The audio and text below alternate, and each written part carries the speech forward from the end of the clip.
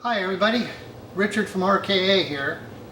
If you're having helmet problems with your ears folding over, or too big ears or too small ears, a good fix for this is the BUFF. And the BUFF comes in a bunch of different colors. And to use it, it's real simple. It's a tube.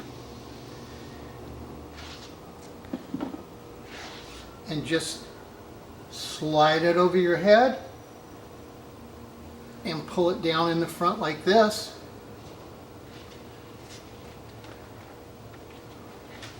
And then take your helmet and install on head.